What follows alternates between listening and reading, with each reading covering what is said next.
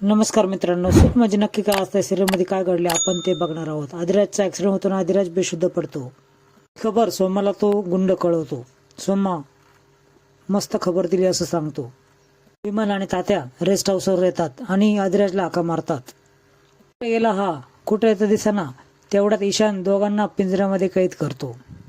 दोघेही खूप घाबरतात. इकडे आदिराजला असं भासवतं की नित्य त्याला उठवायला येते. तो तुम्हाला काही होणार नाही, काही होणार नाही असं म्हणून उठतो. ते आणि आदिराजला कोणीच वेगळं करू शकत नाही असं म्हणून तो जागा होतो. आणि आदिराजला पाडलेलं असतं. त्या गुंडाला पळताना आदिराज बघतो. आदिराज त्याच्यावर ओरडतो. त्यानंतर तो पळून जातो. विमल आणि तात्या खूप घाबरलेले असतात. दोघं एकमेकाला दोष देत असतात की आपण आदिराजला फोन केल्याशिवाय यायचं नव्हतं, घराच्या बाहेर पडायचं नव्हतं. ती विमलच्या हातातून मोबाईल बाहेर पडतो. मोबाईल दोघेही घेण्याचा प्रयत्न करतात. ही सर्व घटना ईशान बघत असतो.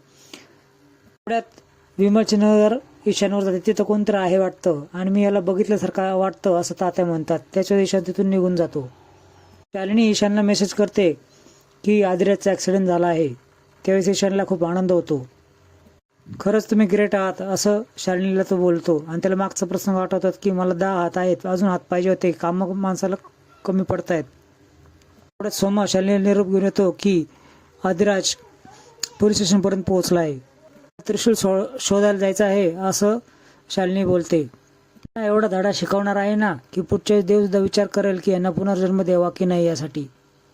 बघूयात सगळ्यात पहिले कोण मरणार आहे असं म्हणून ती एक निशाणा लावते. न बघताच तर तो निशाणा विमलच्या फोटोवर लागतो. विमल मावशी, हिने मला खूप जेवण घातलं आहे, तिच्या मिठाची दान ठेवलीच पाहिजे, मग सगळ्यात आधी मी तुलाच मारणार असं ती बोलते. पण दाराच्या फोटोतून बघतो की तात्या आणि विमलचे हाल कसे होत आहेत ते. आता तू इथं नित्य पाहिजे होती. तुझ्या नवऱ्याची तर हाल होणारच आहे, पण आता तुझ्या सासू सासऱ्यांची कशी हाल होत आहेत हे तू बघायला पाहिजे होती. माझी तू झाली नाही तर दुसऱ्याची कशी झाली त्यांची मी हाल करणारच. धावत पोलीस स्टेशनमध्ये येतो. मॅडमनी काही केलं नाही, त्यांना सोडा, तिने खून करू शकत नाही असं तो बोलतो. त्याच वेळेस दमदाटी करून पोलीस त्याला हाकलून देतात. बाहेर ढकलताना तो जोरात नित्य मॅडम असं ओरडतो. त्याच्या वेळेस नित्य जागी होते.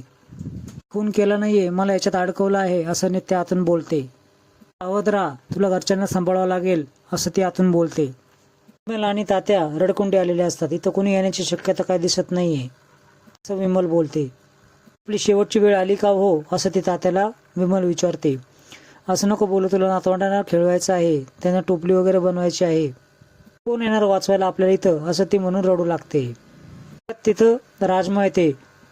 तिला बघून सर्वांना आनंद होतो.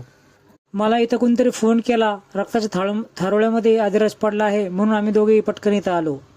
राजमा बोलते, शालिनीच्या कारस्थानाला तुम्ही बळी पडला आहात.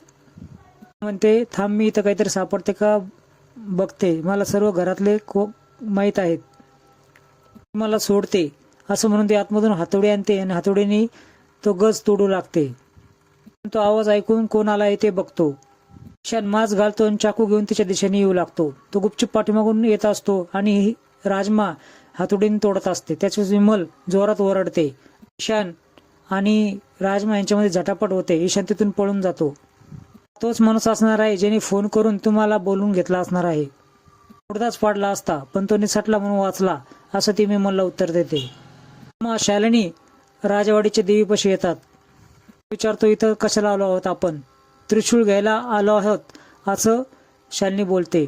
मंदिराच्या उत्तरच्या बाजूला मी तो पुरून ठेवला आहे असं ती सांगते. ईशानची याची वाट बघायची का असं विचारल्यानंतर ती नाही म्हणते आणि दोघेही खोदायला लागतात. बाईकवर चालत असताना पोलिसांनी जे जे बोलले ना ते शब्द त्याच्या कानामध्ये गुंजत असतात. त्याच रडकुंडीला आलेला असतो.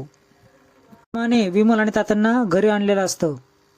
बोलते, झावरे, आपल्यावर ज्या माणसाने हल्ला केला ना तोच तो माणूस तिथं होता, म्हणजे याचा अर्थ तो शालिनीनेच केला असावा. मित्रांनो, पुढील भागामध्ये आपण बघणार आहात की नित्याला कोर्टामध्ये घेऊन चाललेलं असतं. आदिराज नित्याला भेटतो आणि या कोर्टातून आपण लवकरच बाहेर पडू असं तो सांगतो. तुम्हाला लवकरच बाहेर पडाल असं सांगतो. शालिनी तिची खेळी चालू केलेली आहे. ती त्रिशूळ तिच्या हाती लागू देऊ नको असं ती त्याला सांगते. त्रिशूळ जर तिला मिळालं तर आपण काहीच करू शकणार नाही.